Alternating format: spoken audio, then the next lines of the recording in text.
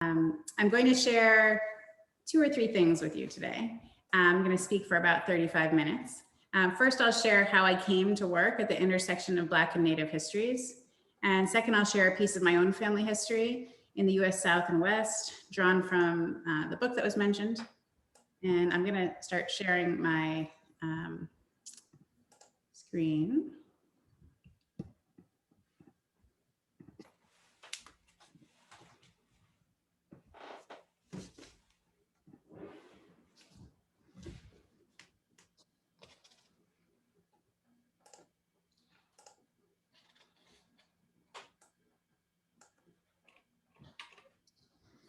So this is that work. And finally, I'll talk about storytelling and silence and how I've approached this terrain in my more public work here in the Northeast. This is a picture of my grandmother when she was a child in Oklahoma. In New Jersey, our family was Black. While back home in rural Oklahoma, we were Creek Indian too. As a child in the 1970s and 80s, I loved nothing more than listening to my grandmother's stories about growing up African American and Creek Indian in 1920s Oklahoma. In the long wake of the New York uprisings, watching her plant tomatoes in the patch behind her house, this is in New Jersey, I learned about a time when our family had owned hundreds of acres of land alongside our Native and African descended kin, so she said. Grandpa Brown, as she called him, had a place they called Brownsville, where they built a school and a church. I learned too about the oil speculators who gradually came to see my great-grandfather. For the occasional lump sum of money, he worked sometimes as a Muskogee translator, telling them, quote, just where to look for oil. Through my grandmother's stories, I learned about Indian and African-American land loss. In grade school, I memorized occasional facts about slavery and a different set of facts about the Trail of Tears. But it was through my grandmother that I learned about the intersection of the two, that some Native Americans had held slaves, that some African Americans had participated in the land runs in Indian country, and that the North American frontier was far more complicated than my textbooks let on. During summers in Oklahoma, I began collecting evidence.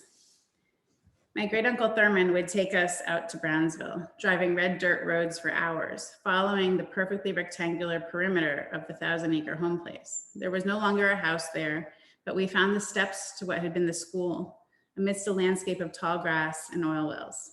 One year at a YMCA summer camp back east, when I stumbled across a collection of Native creation myths that was nearly identical to the Brer Rabbit folktales I'd heard occasionally from my father, I ran to a payphone to call him. Was Brer Rabbit Indian, Black, or both, I asked. These were the wrong questions, but at the time, back east, there was barely language for what I wanted to know. There was, thankfully, the language of family. And when I moved away to college, my family's stories stayed with me, quietly complicating the incompleteness of other historical narratives. Long before I cared for the discipline of history, my grandmother's stories made me whole, pointing to things I sensed, but for which I had no words. The writer Ronnie Hartfield has said, our mother's stories have given us the maps by which our tribe locates its journeying, its streams and rivers, its stony places, its sometimes astonishing, more often incredibly affirming twists and turns. As a child of African-American, Creek Indian, and Irish heritage, in a sense, my grandmother's stories were origin stories, stories that helped me to make sense of who we were and who I was. Stories that could travel with me from New Jersey to Oklahoma to South Africa. Stories that taught me to understand and to convey the diversity and complexity of our heritage, even and especially when that complexity was obscured or erased by the kinds of essentialist race thinking that had dominated much of the Jim Crow era and its aftermath.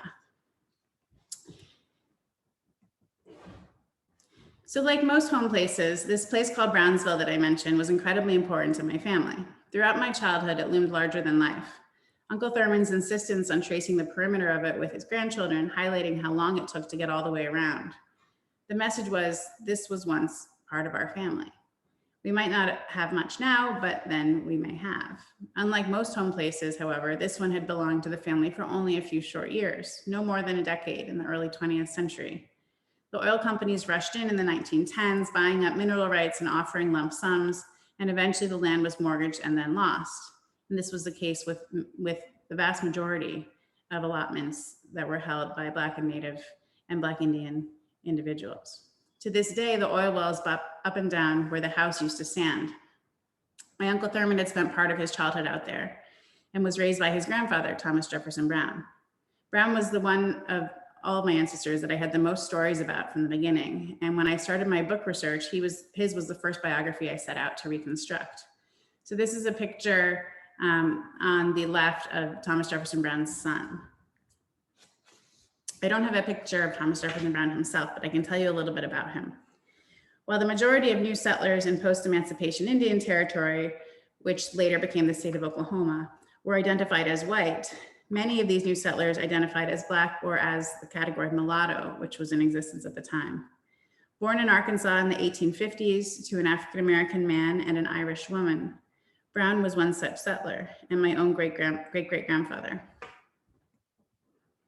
This is a map of Indian Territory at the time, and you can see Creek Country, Choctaw, Chickasaw, Seminole, Cheyenne kind of mapped on top of it. Brown migrated into the territory on his own in the 1870s, like numerous 19th century settlers. Once he was there, he married 2 times over the course of his adult life, both times to African-American descendants of the Creek and Seminole nations. I'll stop here for a minute to explain what I mean when I say African descended members of the Creek Nation. So when Brown married Aurelia Bruner, his first wife, she was the African Creek daughter of a man named Tecumseh Bruner.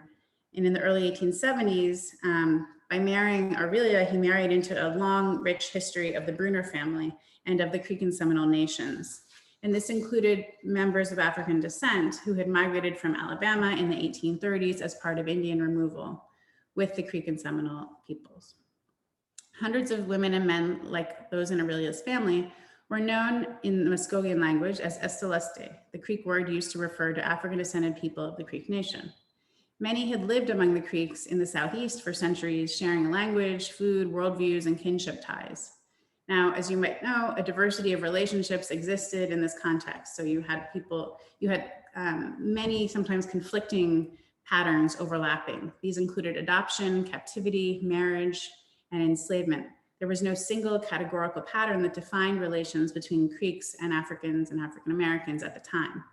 Then in the early 19th century, as white settlers moved into Indian country in this region, the United States government introduced a program they called civilization, which encouraged the Southeastern Indians to adopt the agricultural practices of white American planters, namely racial slavery. In the name of quote unquote civilization and in the hopes of resisting Indian removal. Ultimately, many African descended Creeks provided slave labor and contributed to the wealth of a small number of leading Creek families. When Indian removal ultimately came, for those who owned or had access to enslaved women and men of African descent, the harsh impact of removal was blunted. You can see here a picture of Benjamin Hawkins, who was a US federal government agent who worked with the Creek Indians and in fact was responsible for encouraging the adoption of not only the cotton gin, but of racial slavery in particular. Ultimately, this land became part of the incoming states like Georgia and became part of the United States. These are some of the paths by which the Cherokee, the Creek, the Choctaw, the Chickasaw, and the Seminole migrated westward to Indian Territory in Oklahoma.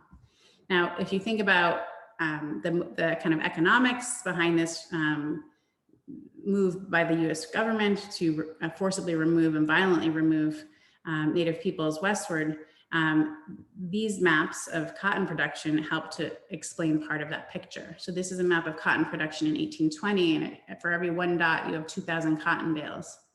By 1850, 30 years later, this is a map of cotton production. So this is 1820, before Indian removal, and this is after Indian removal, right? You have this enormous pressure from white American settlers to take over this land and to begin making money off of it through the production of cotton and through the use of slave labor.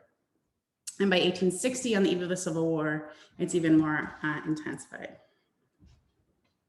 So you really see that the kind of inextricable relationship between slavery and colonization, between slavery and Indian removal, between land and labor. So one man who experienced Indian removal as the property of a Creek family was Aurelia Bruner's cousin, Pero Bruner, and this is an image of him here. So Pero Bruner's cousin was Aurelia Bruner, who is my ancestor, the woman that married Thomas Jefferson Brown. There was a Creek man named Joe Bruner who recalled that the first time he met Pero Bruner was in 1898. And until that time, he said he'd known, quote, very little of my father's people. He said, I was a member of the House of Kings in Okmulgee, and there met an old ex-slave named Pero. He was a member from one of the 3 Negro towns of the Creek Nation. When he heard my name called, he came over and told me that he had been my grandfather's slave and had come to this country with him. Pero said my grandfather's name was George and that they had been landed people in Alabama. Pero played a prominent role within the Creek Nation and among African-descended Creeks, and he served in the 1870s in the House of Warriors as a town chief of the Black town that was known as Canadian Colored, Black Indian town.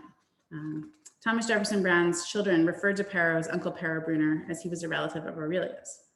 But by the time Pero shared this bit of family history, much had changed for the Celeste, increasingly referred to as colored or as Negro citizens of the Creek Nation, just as it had for Joe, his fellow Creeks, and Indians across the territory whose land was under vast pressure from incoming white settlers.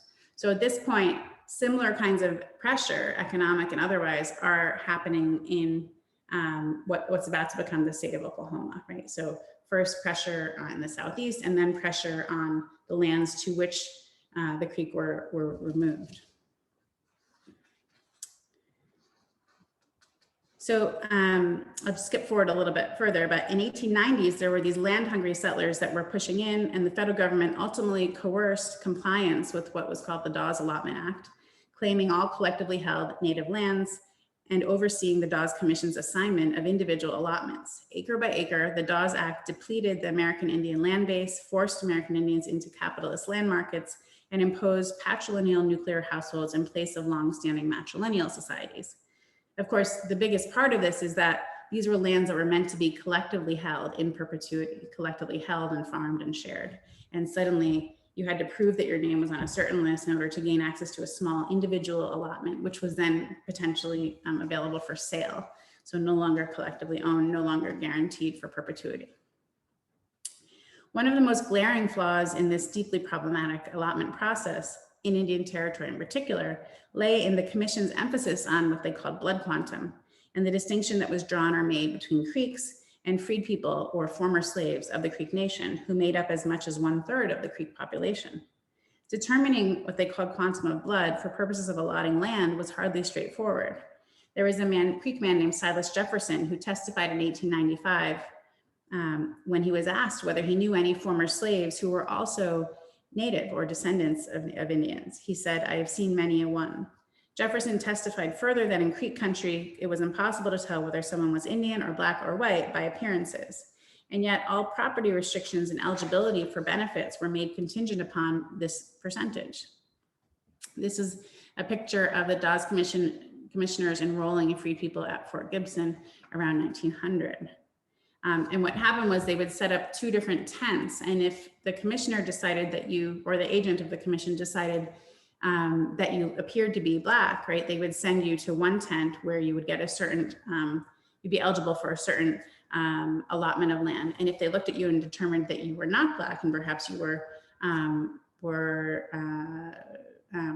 potentially quote unquote full blood, then they would send you to the other tent and you would get a different amount of land. And so these were decisions that were made kind of on the spot, unless you could come in with documentation or with some kind of proof that you were, that you had descended from a certain Creek ancestor. But it happened very much at the whim of these white commissioners, who had very little knowledge of the kind of long history of the relations between Native Americans and African Americans, or of the history of Afro-Native peoples themselves. So while blood had mattered to privileges within the nation, blood identities were now officially sanctioned by the US federal government. Full blood status was now linked to the dominant racial categories of the expanding US empire. What you have here is a vast wave of incoming settlers that were mostly white, but some Black, At the same time, you have the appropriation of collectively held native lands again. And finally, you have the kind of propping up of what were called blood identities and the sanctioning of American racial categories in what's about to become the state of Oklahoma. Ultimately, the size of land allotments, as I said, were determined by whether the Dawes Commission decided that you were, quote, Creek by blood or, quote, Creek freedmen, even though these categories were often blurred by many people's family histories. In the case of my own family, Thomas Jefferson Brown, his first wife, Aurelia Bruner, was designated a freedman, and his second wife, who was Aurelia's niece, was designated Creek by blood. So they got different designations, even though they were part of that same lineage. His children by his second wife, therefore, received 160 acres of land each. And their father, who was thought to be quote unquote white looking, had an African-American father and an Irish mother, was able to secure through his children more than 1,000 acres of land, school, a church, and a post office in this community known as Brownsville. His children from that first marriage with Aurelia, however, did not receive similar allotments. Against this backdrop, Brown's children and grandchildren were taught again and again about their roots, namely their Creek family history. And I'll show you just a bit. This is a map of the allotments that include, you can see in the middle level there, Julia Brown, Charles Brown, Minnie Brown, Benjamin Bruner. The Simons, the Bruners, and the Browns are kind of all one family. And you can see how they were able to get all those allotments together, which was why they were able to kind of build a school and build a church and so forth. And now this was part of a letter. I had very few written documents in constructing this family history, but my great uncle Thurman had 2 letters that he carried around with him in this billfold, kind of a leather, almost like an old-fashioned wallet that had a string around it, and he carried it his whole life. And I interviewed him several times over the course of his life, but the last time I interviewed him, he was 97 years old, and he had shared with me this letter that was in that leather wallet type of thing. And this letter was from Cheney Wallace, who was his aunt, and it was written to her sister. And it was written during the time of allotment. And she wrote this: I just want to tell you to go and file right away. And when you go, you must call for Really Bruner, and you must tell them about your grandfather names and uncle and aunt name that is on the done roll. And they will ask you about your sister and your brother, and you must tell them, and you must tell the age of them. So you must tell them that I am 28-year-old and that you are about 25 or 26, and Fred is about 21 or 22. And you must tell them Sile is about 18 or 19 years old, and you must tell them that Lemmy is about 16 or 17 years old, and you must talk one thing. Don't make no mistake in your talking, and you must tell them about my children's ages and that Washington is 7 years old last October the 24th day. Tell them that Fredonia was 5 years old last August the 30th day, and you must tell them Benny was 3-year-old last February the 19th day. So Papa says that you must try and get $25 this fall to pay Uncle Para Bruner for his trouble with us. So to preen our right up, and Papa say that you must tell Aaron to go and file right away at once and don't delay, for in fall they ... So give my love to all and try to go right away and file at once and be done with it. So you must do what I tell you, for I just got back on the 27th. I will close a short letter from your truly sister, Cheney Wallace. And so you can hear in this letter the kind of urgency and the specificity that was required. And you can kind of imagine in our present moment, right, similar kinds of government processes related to immigration, related to a whole host of policies that affect people's ability to exist and to exist with security and safety. And this letter, I think of kind of as of a piece with those other kinds of processes that have accompanied the United States government since its founding, especially for communities of color. So anyway, this letter was her trying to tell her sister exactly what to do in order to qualify on the Dawes rolls in the right way and not to be disqualified or disfranchised of their land.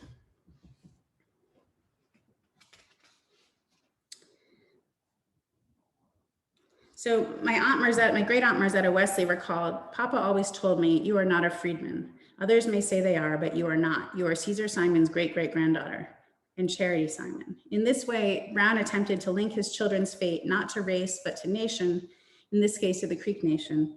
As his family history reveals, however, Creek and enslaved lineage were not mutually exclusive, and many Creek freed people had also been both slaves and relatives of their native slave owners.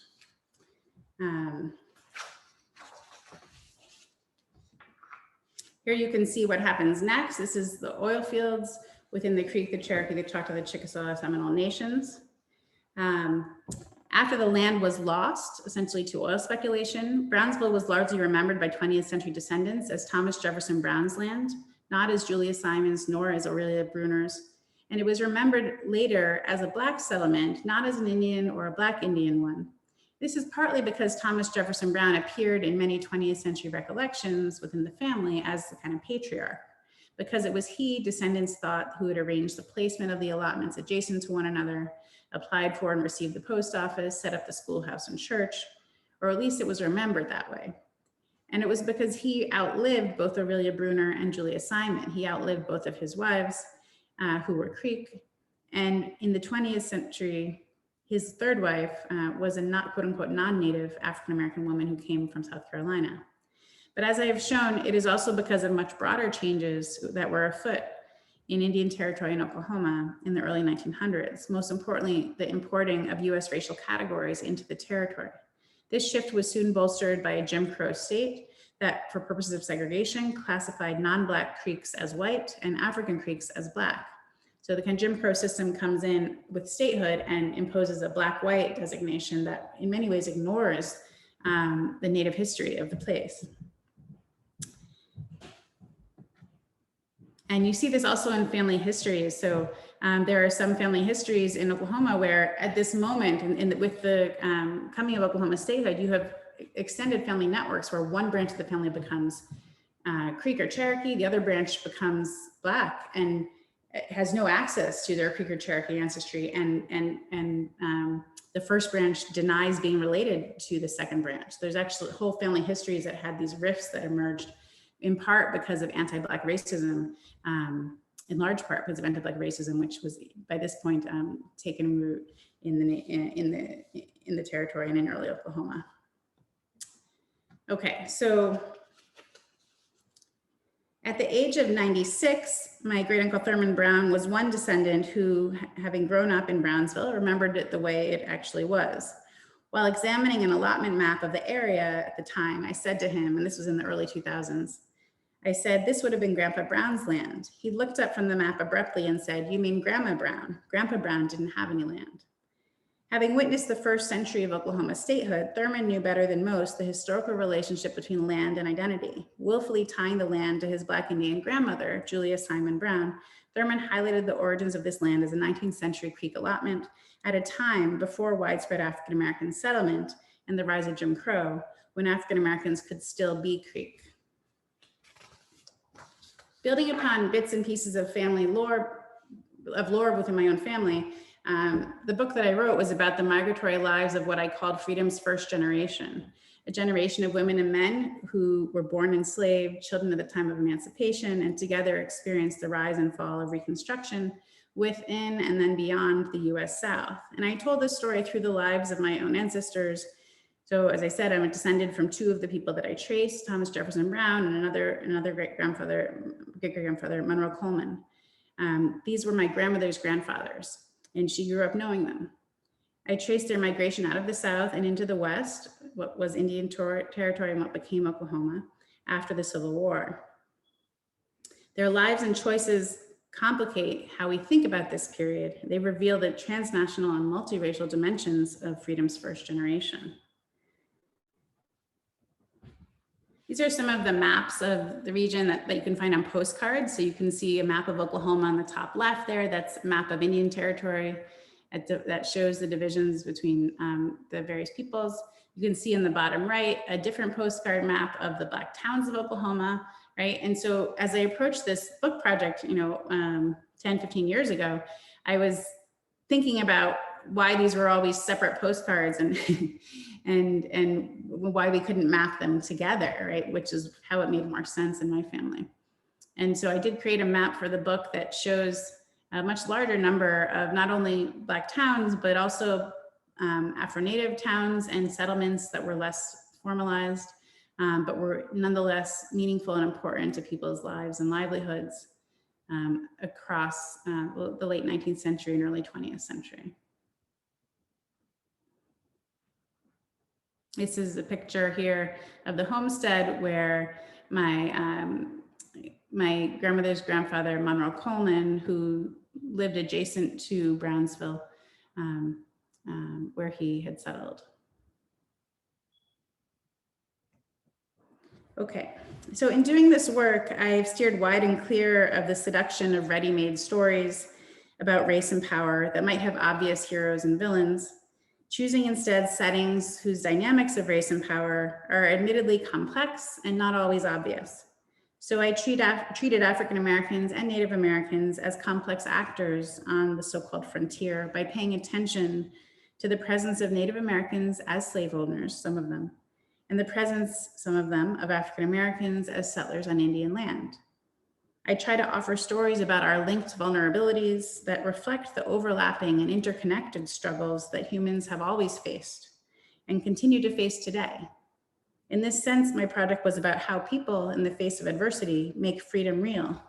And in this case, about how struggles for Black freedom were pitted against struggles for Indian sovereignty in the territory, and how part of both of these struggles was land. So I'm going to show a brief video clip. It's footage from a reunion that we organized in 2007. My grandmother was living at the time. My Uncle Thurman had just passed away, who I talked about. And in 2007, we had probably about 75 family members return to Oklahoma from across the country, most of whom in the places they went to were classified as Black or African American, and who didn't have, whose best opportunity at kind of reconnecting with their Creek heritage was to go back to Oklahoma, where it made more sense.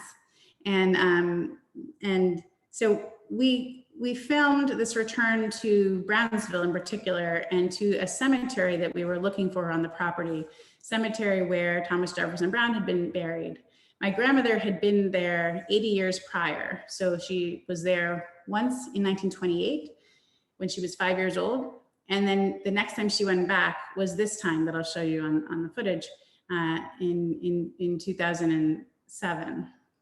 And so we went in search of this cemetery to find where her ancestors had been buried, where Julius Simon had been buried, where some of their children had been buried. Before it was lost to oil speculators. And it's actually on land that's owned by the oil company to this day. And so there were oil wells going up and down, there's barbed wire around it, and we had to kind of climb through the barbed wire and trespass onto this property in order to find our way to the cemetery. And I'll just share a couple minutes from this, and then I'll move on to the last part of my talk.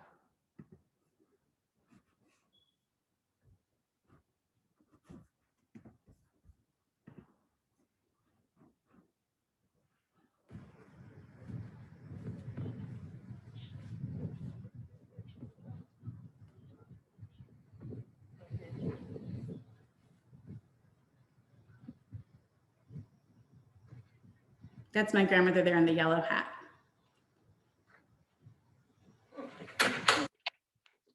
You look really good and everything I saw. You did? Yeah. You look amazing, actually, because you have that. It is amazing. You look amazing. You have that hat. You have that hat, and you look so. You like this. Everyone's standing around you. Everyone's like listening. Really? Mm-hmm. It really looks. No.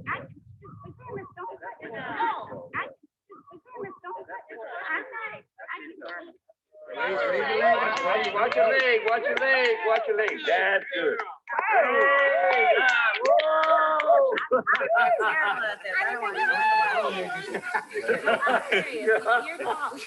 Oh, man. Watch your back. Oh, you won't be able to get up, you guys. Oh, look at it. He raised that on the film. He's embarrassed. Okay, cameraman, are you going to do it? What did you do? Twist it? Yeah, come on, cameraman. Yeah. Hello. Where? Over here. Well, you know what? You're going to have to walk. It's okay, but you need to pull it together. Oh, I hear that. We don't need this hysteria and right tears. there. You're okay. You're in the clear almost. Hey, nobody can there we hear go. you. Can you see us? Come on. I'm going to fast forward to when we get to the cemetery. So I'm wondering if this is it next to Julius. Onto a better land. Weird.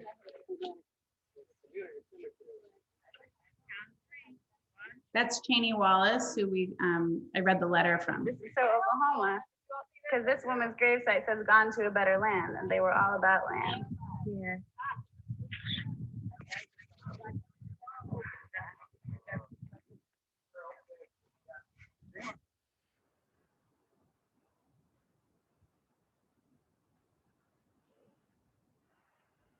No one knew that that was your first time back there to the gravesite. They didn't know that you had ever been there before, I guess is what I'm saying. Mama had Barbara in her arms, probably nursing her. If not nursing her, she was a tiny baby. I'm assuming I was about 5.5 years old. But I was aware. And you don't remember seeing him? No, I only have heard of stories how he died. I think he would look a lot like Uncle Tom, but lighter. That's Thomas Jefferson Brown's son. And Mississippi, you can see how the road changed. Okay, I'm gonna stop there. So as you can see, my own knowledge of this generation came from family stories. And while I followed the lead of descendants' stories, I tested their memories, hypotheses, and speculation about our ancestors' lives against what I found in the archive and against the recollections of others who had traveled similar routes and faced similar experiences. Over time, I became interested in how and why certain details were retold and remembered, and other details were buried or never narrated in the first place. In the distance between how the past is remembered and how it may have happened, including family stories and genealogies that distanced or silenced experiences of slavery.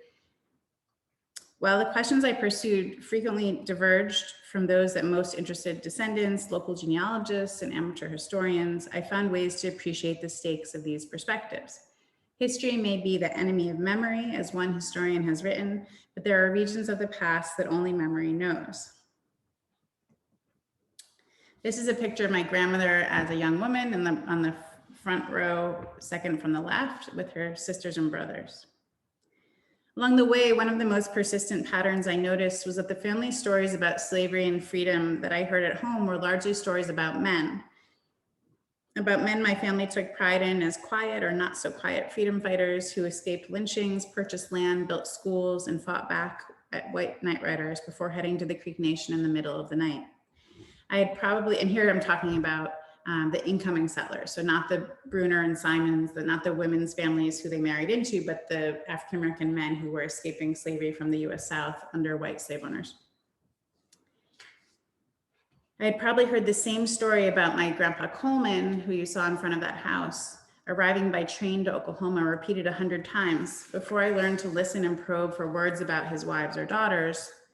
Yet it was the daughters and granddaughters of the men at the center of these narratives who shared them with me as a child. One of these was Marzetta Brown Wesley, who's sitting to the right of my grandmother in the front row there.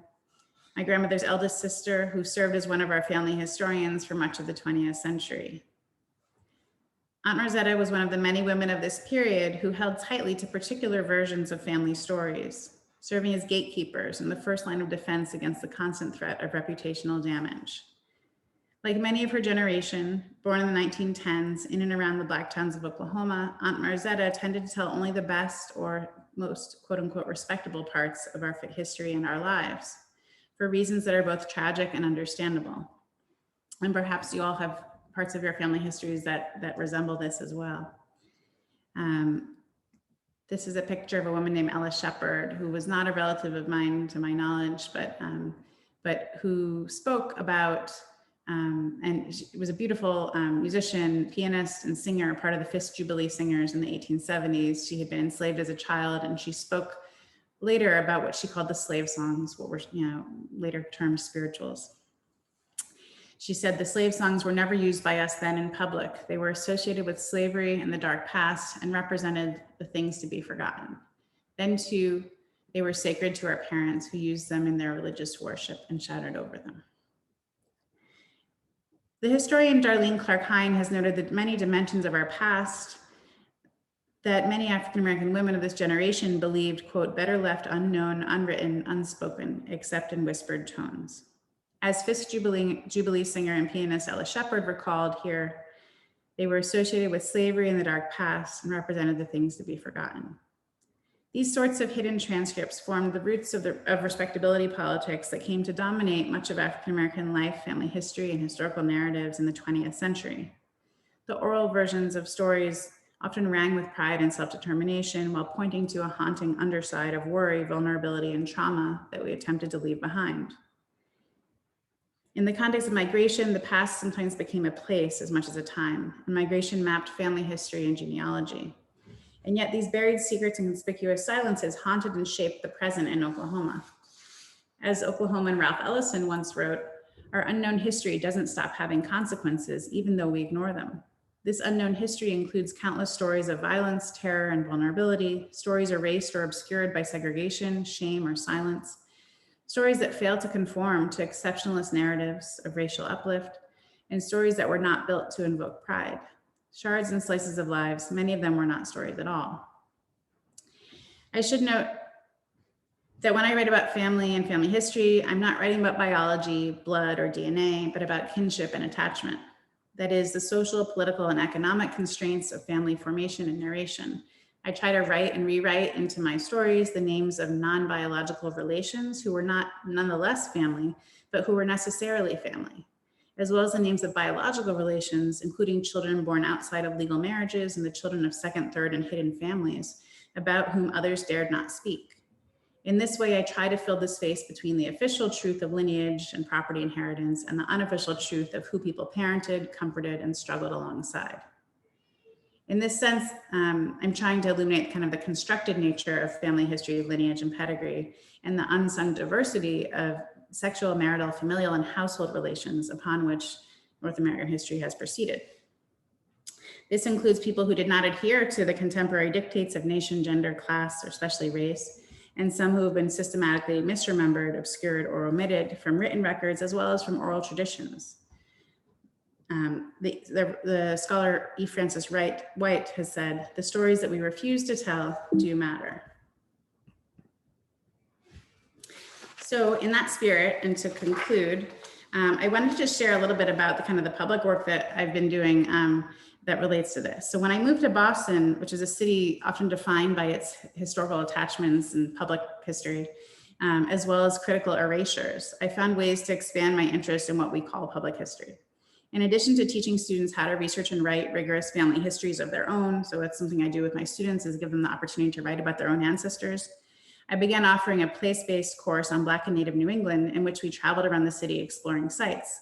The Tufts campus is located in Wampanoag and Massachusetts traditional territory, and the land beneath the campus was later attached to what became known as 10 Hills Farm, a 500-acre property where African as well as Afro-Native women, men, and children were once enslaved.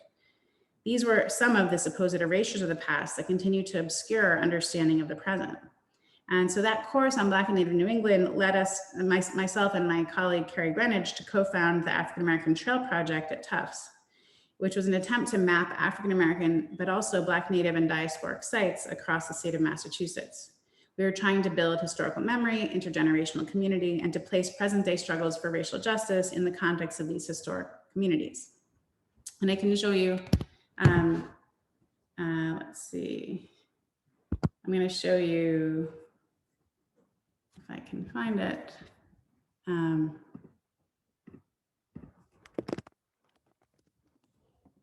The website for the project. So we mapped over, 230 sites, and many of these sites are Afro-Native sites or Native sites, as well as African-American sites. So when we began drafting the first map in 2016, I became acutely aware of just how easy it is, however well-intentioned, to participate in the unwitting erasure of Native histories and places when we introduce a new map, say in this case, a map devoted to African-American history. So no one argued against the value of a map of African-American historical sites, but we kind of started arguing with ourselves about what we might be unwittingly erasing or obscuring. So we worked with a graduate student of mine whose family is Afro-Wampanoag to highlight Afro-Native sites throughout the state, or to begin that process. And one of the questions public historians and practitioners are rightly asking now is this question of how to tell stories of slavery and colonialism in one breath or in one single exhibit on one map. Thinking back to those postcards and trying to allow them to intersect. And how to memorialize the lives of and experiences of African Americans, Native Americans, and Black Indians together in a way that makes historical sense, political and cultural sense. How to remove the blinders of the last 3 centuries, which worked so diligently to divide and conquer and to displace our historical memory of the ties between these communities, and how to make new communities, how to resist the compartmentalization of this complex North American past. Okay.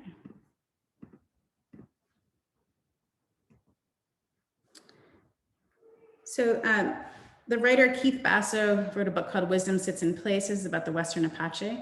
And he wrote, long before the advent of literacy, to say nothing of history as an academic discipline, places served humankind as durable symbols of distant events and indispensable aids for remembering and imagining them. And this convenient arrangement, ancient but not outmoded, is with us still today. In modern landscapes everywhere, people persist in asking, what happened here? The answers they supply should not be taken lightly, for what people make of their places is closely connected to what they make of themselves as members of society and inhabitants of the earth. So it's our hope that with the ongoing memorialization of land and places that this mapping project is about, and the mapping of peoplehood and kin, we will make more complex, more diverse, and more complete the answer to the simple question, what happened here, and the closely related question, what might happen next for generations to come. Thank you.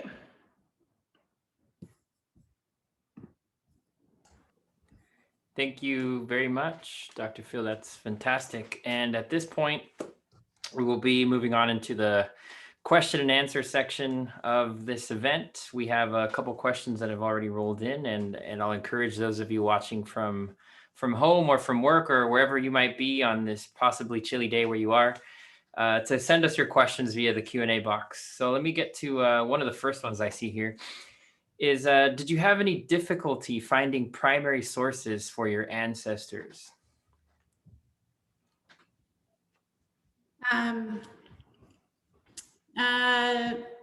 Primary sources. Well, so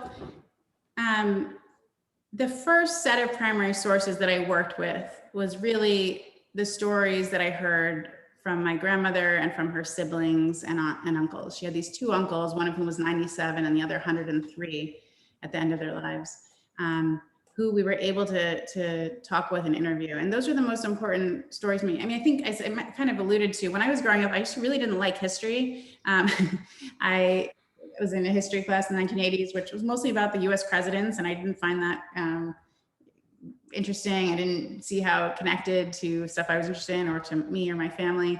But at the same time, like right in a parallel track, I had these stories my grandmother was telling me, and I was, really blessed to grow up very close to her and nearby. And it wasn't until I got to college that I realized, oh, these stories are actually saying something about those textbooks that I didn't like, and I should try to connect the 2. And so those stories, I guess, those interviews and those stories were the first primary source. And then from there, I think I was able to look. I was lucky that by the time I went to graduate school, there was kind of the beginning of a field of Afro-Native history. There had been a number of few works before that, but in the early 2000s, you had Ty Miles' Ties That Bind, and then a number of other books that came out between, say, 2000 and 2010. Those were secondary sources, but they led me to a great deal of new primary sources. Now, Oklahoma also has a tremendous set of works, whether that's Oklahoma WPA papers or the Indian Pioneer papers. A lot of that more recently has been digitized, but I was lucky to be able to go and stay with family and spend a lot of time at the Oklahoma Historical Society and Oklahoma History Center in Oklahoma City. So yeah, I mean, yes and no. What was hard is I didn't have primary sources. I didn't have like the voices of my ancestors, with the exception of those 2 letters I mentioned from Uncle Thurman. I basically had to kind of extrapolate from other people's families who did leave behind some writings, what my ancestors might have felt or, or wished longed for. You know, I wanted to get to like the interior of their lives and their thinking, and that's hard to do in that period specifically for African-American communities. Fantastic. And I have a kind of a follow-up question in some ways. How did you deal with subjectivity and being able to look at some of these sources and stories that are clearly very dear to your heart? And maybe you heard some stories that perhaps conflicted with some primary sources. Maybe you didn't, I don't know. But is there anything you can say to that and how you really try to ground yourself in a subjective stance? Subjective or objective? Objective, yeah. Well, it's maybe, it's a trick answer that I just gave, because I tend to kind of question in my current work, the current project I'm working on, is a lot of it has to do with writing about the history of objectivity within the historical discipline. So the fact that, you know, say Carter Woodson, who was considered the father of Black history, got his PhD in history from Harvard in the early 20th century. He was writing about slavery.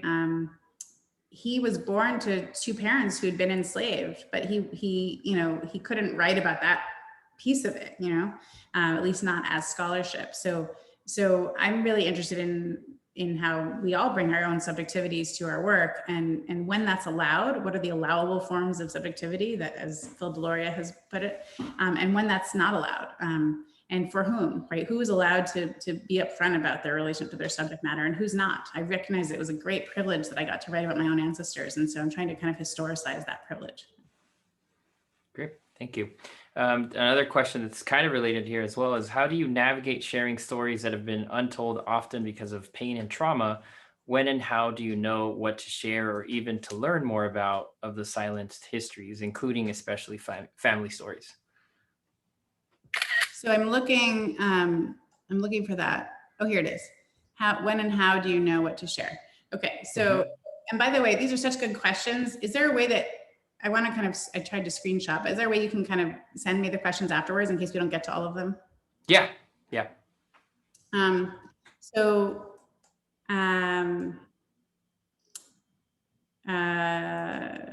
Yes, so trauma and what to share. So one of the things that I get asked a related question fairly often. And one of the things I tend to think about is the passage of time, which affected my project. So how much time had passed between now, or the now of my writing and research, and the now of the lives that I was studying. And because I was looking at my grandmother's grandparents, it was a significant chunk of time. You know, it wasn't like I was writing about my father's experiences, which would be far more difficult.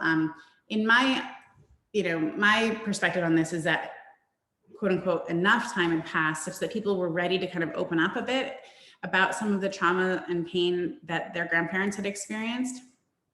I wasn't asking them about the trauma they themselves had experienced, although of course we can talk about intergenerational, multi-generational trauma. I was trying to get at stories they might have heard, and maybe they thought these stories didn't matter when they were kids, but I was kind of pulling something forward that they had not necessarily experienced themselves. And so that made it possible for more to come up. The other thing that was essential is that I never did any of this research alone. So my grandmother accompanied me on every single research trip that I made, not only to Oklahoma, but to Mississippi and Alabama and Georgia. And we would go, say, to the nursing home where her uncle, it was her uncle Thurman and her uncle Tom, and these were my great uncles. And she would put her hand on their shoulder and talk to them as their niece, you know. And these were uncles she grew up with, and they wanted to share these stories with her. And I was kind of along for the ride in a lot of ways. So I really encourage, if you can, if you're interested in doing family history work, to find someone else who perhaps is in closer proximity and age-wise to the people you're interested in talking to, and who can be part of that process. It also means that the knowledge is more diffuse, right? This wasn't me, the researcher necessarily. It was me plus my grandmother. Later on, after my grandmother passed away, it was me plus my uncle Clifford. We had different interests, but we were entirely interested in the stories we were gathering together. Yeah. Great, thank you. We have a question here. It's a little bit lengthy if you want to try to read it yourself so you can answer it. I think it's a good question by Sherry Johnson. Okay, I can read it if you give me a second. Yeah, yeah.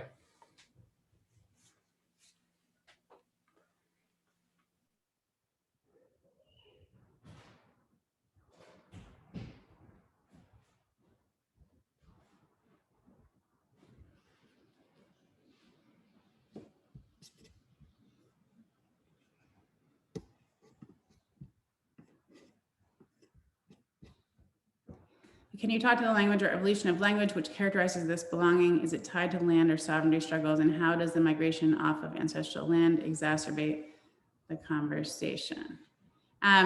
This is a very good question and a little bit full of complexity. I will not be able to give it a complete answer right now, but what I can say is that these recent struggles, which have been ongoing, for the duration of my research, to decide upon the rights of African descended members of the Cherokee and the Creek Nation today, are directly connected, as you well understand from the question, to the Dawes Commission, which I talked a little bit about, and people having to prove that they were, listed correctly, right, by the Dawes Commission. Of course, the Dunn Rolls, which were briefly mentioned in that letter from Cheney Wallace, which were from the immediate post-emancipation period, preceded the Dawes Commission. And so all of that process is just, it's really heartbreaking on all sides, right? Because as I said, you're kind of pitting struggles for freedom against struggles for sovereignty, right? And the US government, which in many ways created and then exacerbated these rifts between Black and Native communities, right? Then comes in as the arbiter later in the name of civil rights, right? And it's there's a great deal of hypocrisy throughout all of it, and yet I was incredibly heartened to see the decision that was made in the case that you mentioned. We have another question here. This one relates to methods. So this one says, Dr. Field, might you also speak to your use of oral histories and methodologies of same? Do you conduct life histories or conversations revolved around themes or specific topics? Can I see this one here? Yeah, it's towards the bottom. It's by Carol Williams.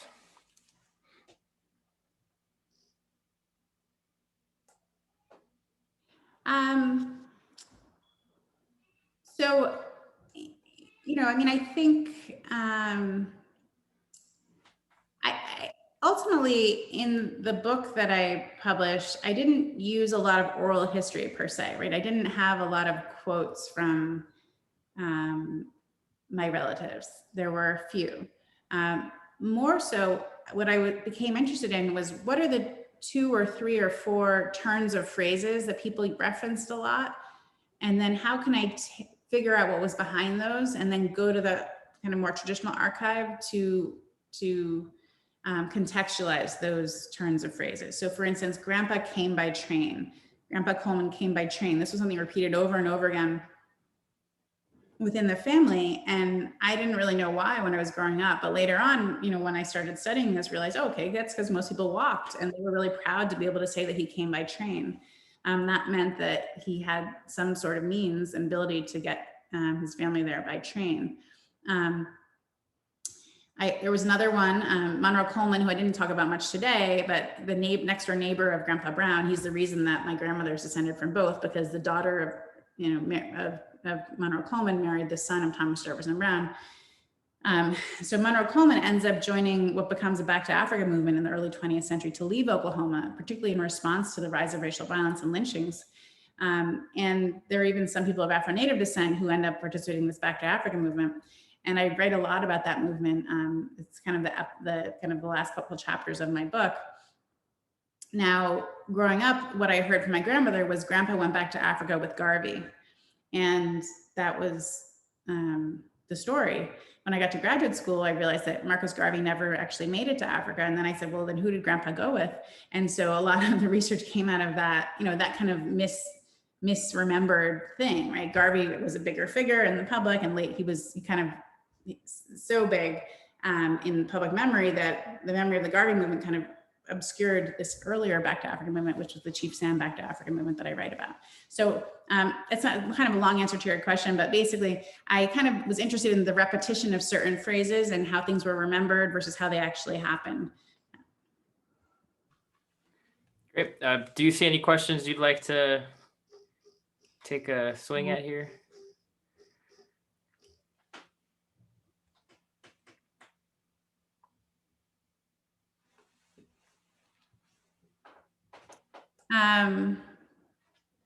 I'm looking at this question about questioning the African origin, claims that Black people are the native people of this country, question of African origin. I'm not familiar with the person you mentioned on YouTube after that, but I would say that just maybe a related kind of theme here is that, you know, if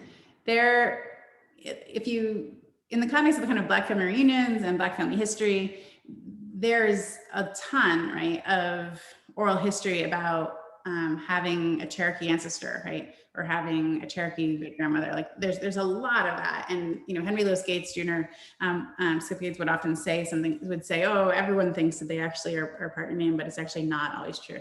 And sure, that is absolutely a true statement. But it also is often true, often enough that it's important not to kind of engage in any of these generalizations easily, but instead just go to the history, go to the records where we can find them, and look, because we so often find you know, not just passing, but deep connections and ties between people of African descent and Native peoples in the course of North American history, and for obvious reasons, right? That the kind of, as I said, the intersection of slavery and colonialism, the fact that Indian country became a refuge for so many people of African descent in the 17th and 18th centuries, the fact that many Native peoples themselves were enslaved in the early part of American settlement before the kind of the growth of the African slave trade, the fact that Native peoples were enslaved right alongside people of African descent, and they then had children, right, who were then maybe raced Black because they were enslaved, but nonetheless had Native ancestry, right? So, so it is widespread, and it was widespread because of how the United States developed, because of the linkages between slavery and colonialism, between land and labor, and it's really important to understand that history, right? It's not an occasional thing or a kind of exceptional thing. It's actually part and parcel of how North American history and U.S. history proceeded. Great, thank you. Are there any others here you see that are interesting to you? I think they're all interesting. Wonderful questions. Yeah. Yeah, how have you approached telling your family history when you have living members whose memories you analyze in conversation with written sources? How do you handle the emotional connections to family history?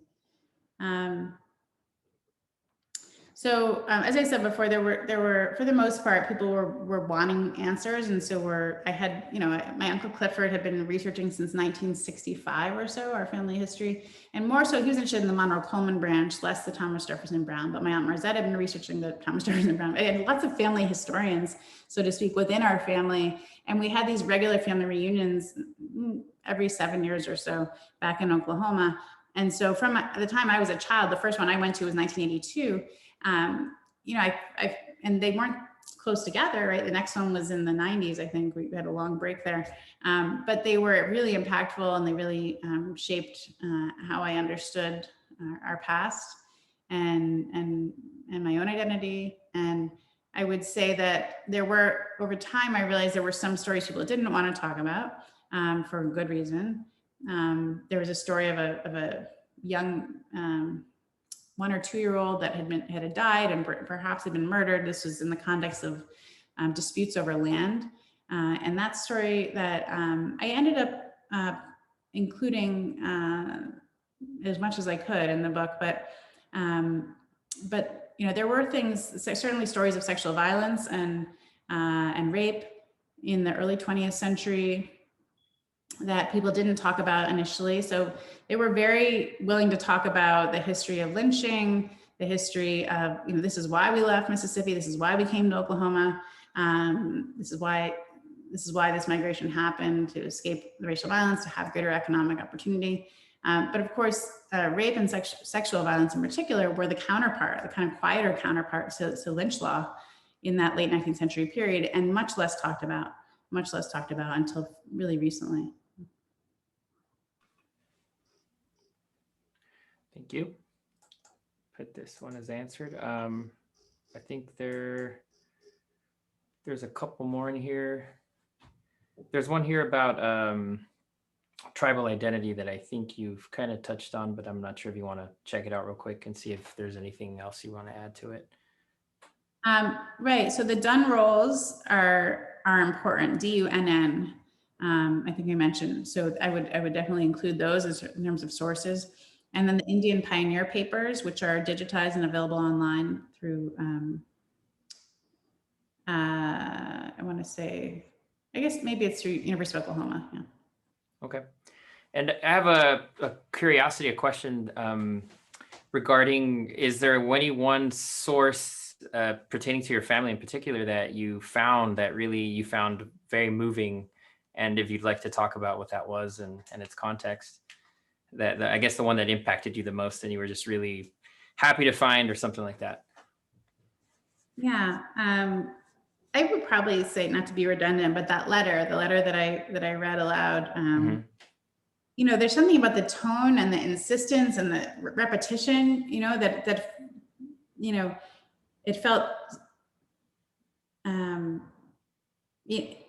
all of that couldn't, if I'd found something in the archives that said a petition was submitted by Cheney Wallace on this day, 1903, that would have been kind of one thing, but kind of a non-starter. But that letter communicated, in the context, like in my context, I didn't have, as I said, the voices of my ancestors about what they were experiencing. I had little, turns of stories and little, things like that, but I didn't have that kind of actual voice from someone that was trying to navigate this incredibly high stakes Dawes allotment process. And then suddenly I had, through my Uncle Thurman, this letter, which communicated in not so many words, so much more, right? About the urgency and the panic and the necessity of getting it right? And of all that was at stake and that would be lost. And the little wallet that you mentioned, do you still have that in your possession, or do you know where it is, or? So his daughter, my cousin Norma, who lives in Oklahoma still, I believe she has it. Yes. Okay, it sounds cool. I'd like to see it at some point. Okay, are there any more questions you guys have in the audience here? We'd love to get some more. We have a couple here. I'm not sure if any of these strike you as interesting, or Kind of one other source, though. Okay. Related to Monroe Coleman, the other great grandfather of my grandmother that I mentioned. And I had been writing about Monroe Coleman and Alexander Davis, his cousin, and they participated in this Back to Africa movement. And at some point, I was talking with one of Alexander Davis's descendants, and this was towards the end of my project. And he said, well, have you seen the box? I think there's a box in Jackson, Mississippi. And I said, no, I haven't seen the box. And and I'd never met this cousin either, but we'd been put in touch by another relative, and we were talking on the phone. And I had this typed up since 1982, this typed up version of an interview that had been done with the daughter of Alexander Davis. So Alexander Davis was enslaved. This was the daughter of the ex-slave who I was writing about in the context of the book, who participated in this Back to Africa movement. And we had this typed up interview with her that was powerful on its own, but it was just a typed up interview. And I found out through this cousin that a descendant had interviewed her in the 1980s. That descendant had died of AIDS in the late 80s. He had, in some ways, had been kind of not disowned, but distanced by his family. But in the last year of his life, he and his partner had conducted this research to reconstruct his beloved aunt's family history. They had interviewed her on a cassette tape and put that cassette tape in a box and deposited it, not with their family members, but in the Department of Archives in Mississippi. And I was able to actually get them to digitize it, which had not been, and to listen to her voice, which was incredibly powerful. Wow, that's awesome. That's really cool. I have a closing question here, unless any things pop in. What do you think, from your perspective, obviously, what do you think is the future, and what would you like to see between the Native community and the Black community in the United States, and how those two communities can move forward towards the future? That's a big question, probably a question for the organizers. As far as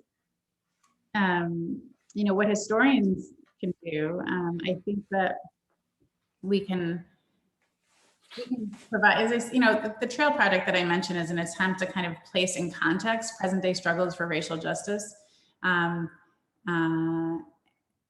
in general for human rights, to kind of place in context what's happening today, and to see that it's, actually I worked for an organization called Color Lines Magazine, which is now called Race Forward, before I went to get my PhD. And we did, a lot of work with community organizers, and they would try to bring different communities together, engage in multiracial, multi-ethnic organizing, labor organizing, and so forth.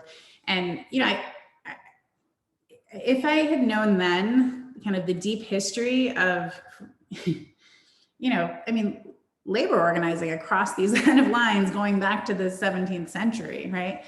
Labor organizing across Black and Native lines going back to the 17th century, right? It would have changed how we engage with communities, I think, or how I engage with communities then. So I think really being able to see that our struggles today, the kind of linked faith that we share, it has its complexities, its nuances. It's not the same, right? And yet those linkages are 4 centuries old, many of them, and that's an incredibly rich source of power that we have. Great, fantastic, yes, and I think you're making a very strong call here for people to take history courses and read history books that are very complex about the history of this nation and really the world's past. So that's great. And I am now opening the chat box for everyone to use. If you guys want to send your admiration and thank yous to Dr. Field, that'd be fantastic. And with that, on behalf of the American Indian and Indigenous Community Center, I will be ending this event. Thank you so much, Dr. Field, for joining us and giving us this very personal and moving and sophisticated, well-researched talk. We really appreciate it. And we hope to have you here again very soon. Thank you very much. And I hope everyone has a great week.